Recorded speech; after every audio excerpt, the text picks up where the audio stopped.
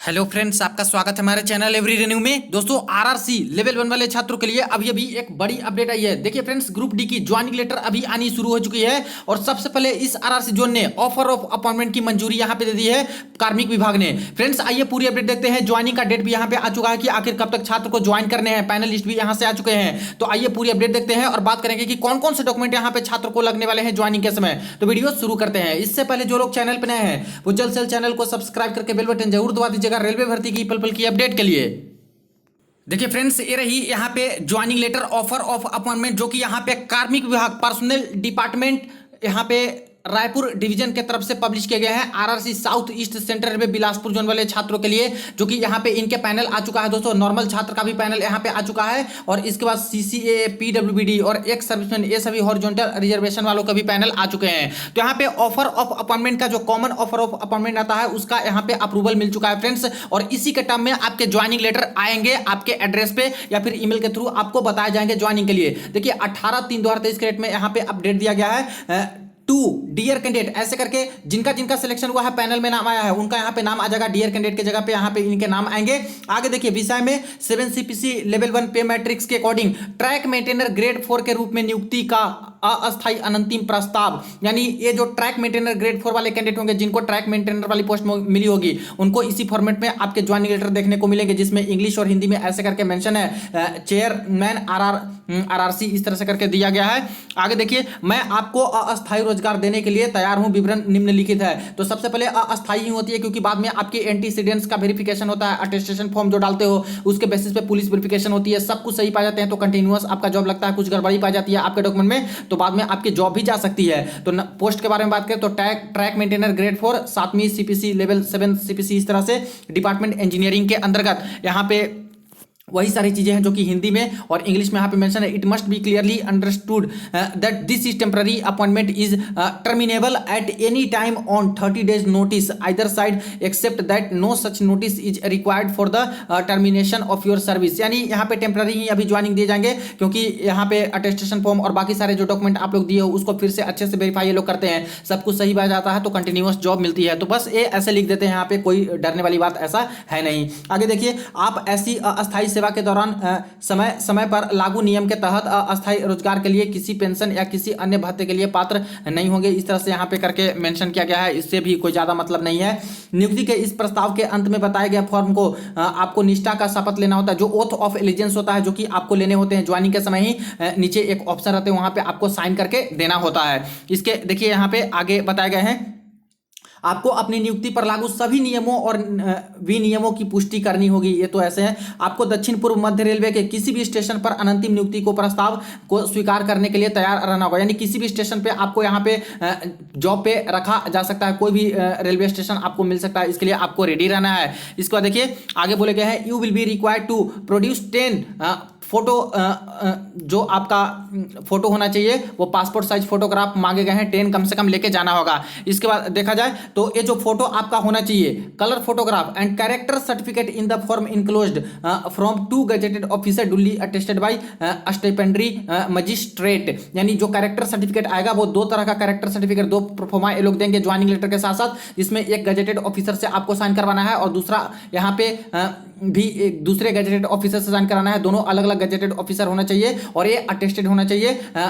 स्टेपेंड्री magistrate के द्वारा, यानी कोर्ट से भी, ये सिविल या फिर डिस्ट्रिक्ट कोर्ट से यहाँ पे हो जाएगा अटेस्टेड। नेक्स्ट आगे यहाँ पे बोले गए हैं कि you must also be prepared to go on transfer to any station from any station on the railway। किसी भी स्टेशन पे आपको ट्रांसफर मिल सकती है, इसके लिए भी रेडी रहना है। You should bring your original certificate, marksheet, proof of date of birth certificate, caste certificate you belong to SC, ST, OBC in given prescribed proforma issued by competent authority for verification। If any certificate is detected as false fake the offer of appointment will be cancelled. साफ साफ बोला गया है कि joining के समय फिर से वही सारे डॉक्यूमेंट आपको देने होंगे जो कि डीबी के समय आप लोगों ने दिया था। तो इसलिए सारे ओरिजिनल डॉक्यूमेंट आपको लेके जाना होगा। और plus SC, ST, OBC, EWS वाले कैंडिडेट है, उनको फिर से अपना ओरिजिनल सर्टिफिकेट देना होगा। कुछ छात्र ऐसे भी हैं जिनके कहने हैं कि मेरा तो ओरिजिनल ले लिया गया है डीबी के समय। तो अगर आपसे ओरिजिनल ले लिए गए हैं तो फिर से एक नया OBC, SC, ST, EWS का सर्टिफिकेट आप लोग बनवा लीजिए, वहां पे दीजिएगा और प्रीवियस डीबी वाली जो फोटोकॉपी रखे हो आप लोग उसको भी साथ में लेके जाइएगा, आपकी ज्वाइनिंग हो जाएगी, कोई भी दिक्कत नहीं होती है।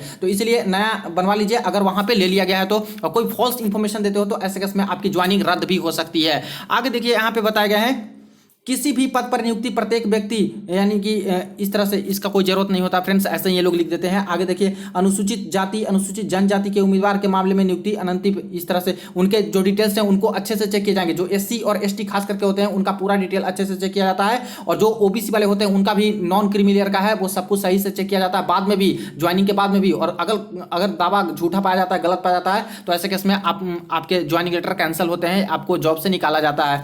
आगे यहाँ पे बताया गया है आप आरआरबी संख्या इतना पेंशन प्रणाली यानी कि न्यू पेंशन सिस्टम है उसके अकॉर्डिंग ही आपका पेंशन होगा, ओल्ड पेंशन सिस्टम के अकॉर्डिंग नहीं दिया जाएगा।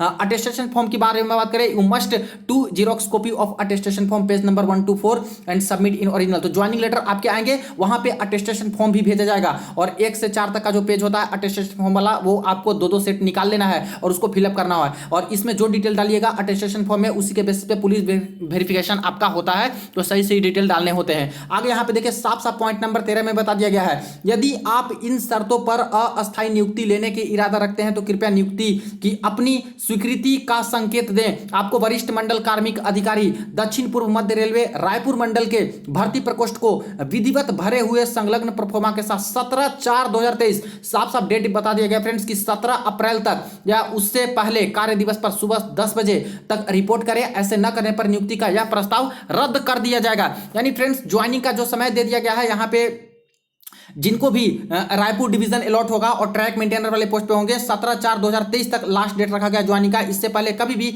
आप लोग जाके ज्वाइनिंग करवा सकते हो। हालांकि ज्वाइनिंग लेटर पर्सनली आप सभी छात्र को भेज जाएंगे। अभी तो दोस्तों यहाँ पे ऑफर ऑफ अपॉइंटमेंट का अप्रूवल मिल चुका है पर्सनल डिपार्टमेंट कार्मिक विभाग से, तो एक किसी को ज्वाइनिंग लेटर भेजा अभी नहीं गया है, ये अभी अप्रूवल मिल चुके हैं और इसी के बेसिस पे इसी फॉर्मेट में आपका ज्वाइनिंग लेटर आएगा सारे के सारे छात्र को ईमेल के थ्रू और स्पीड पोस्ट के माध्यम से आपको एड्रेस पे भी ज्वाइनिंग लेटर भेजे जाएंगे और उसमें डेट सारा कुछ मेंशन रहेगा। उसके अकॉर्डिंग आपको 1 मंथ के अंदर अंदर ज्वाइनिंग लेटर मिलती है, उसकी 1 महीना के अंदर अंदर आपको ज्वाइन करना होता है। तो यही सारी चीजें हैं जो कि मेंशन है, इसको अच्छे से आप लोग ध्यान दीजिए। आगे यहां पे बोला गया है while reporting to this office for joining you must bring original Aadhaar card. Original Aadhaar card आपको जरूर लेके जाना होगा, पैन कार्ड ओरिजिनल लेके जाना होगा, passbook of bank account any nationalised bank. देखिए फ्रेंड्स साफ साफ बोला गया है कि यहां पे सारे के सारे छात्र जिनके पास अगर कोई बैंक अकाउंट नहीं है तो नेशनलाइज्ड बैंक का कोई भी बैंक अकाउंट आप लोग खुलवा लीजिए, वहां पे लगते हैं क्योंकि उसी में आपकी सैलरी आएगी, उसी में पेंशन सब कुछ यहां पे आते हैं।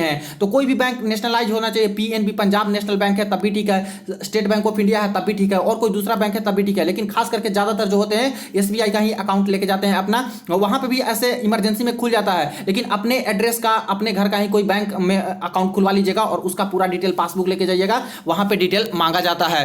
Without Aadhaar card PAN card and bank account further process will not be done and also it will be mandatory to ring. साफ साफ बोल दिया गया है कि जिनके पास आधार कार्ड नहीं रहेगा, पैन कार्ड नहीं रहेगा और किसी भी बैंक का अकाउंट नहीं रहेगा और इसके पास विथ 1 ओरिजिनल कैंसिल चेक, एक ओरिजिनल कैंसिल चेक होना चाहिए। तो एक चेक आपको बस लेके जाना है वहां पे, वही लोग अगर कैंसिल नहीं भी करते तो वो लोग कैंसिल कर देते हैं वहीं पे साफ साफ। तो एक चेकबुक भी लेके जाइएगा, वहां पे एक चेक की जरूरत होती है। तो सारे के सारे जोन के छात्र के लिए ये इंपॉर्टेंट होता है, ध्यान दीजिएगा। सिर्फ बिलासपुर जोन के छात्र के लिए नहीं, ज्वाइनिंग के समय आधार कार्ड पैन कार्ड और एक बैंक का पासबुक अकाउंट चाहिए और चेकबुक चाहिए, जो कि एक चेकबुक वो लोग कैंसिल करके वहां पे रखते हैं।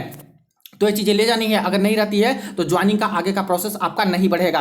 तो सुबह 10 बजे से शाम 6 बजे तक की ज्वाइनिंग आपकी हो पाएगी 1 महीना के अंदर अंदर जब ज्वाइनिंग लेटर मिलते हैं। आगे देखिए for any mistake in language translation in above instruction the English version we followed. कोई हिंदी में कोई गड़बड़ी आपको नजर आ रही है तो यहाँ पे इंग्लिश वाला जो है लिखा हुआ है उसमें आप लोग पढ़ सकते हैं, वही है। और देखिए यहाँ पे सिग्नेचर भी है जो कि यहाँ पे पर्सनल डिपार्टमेंट है उनका अप्रूवल मिल चुका है।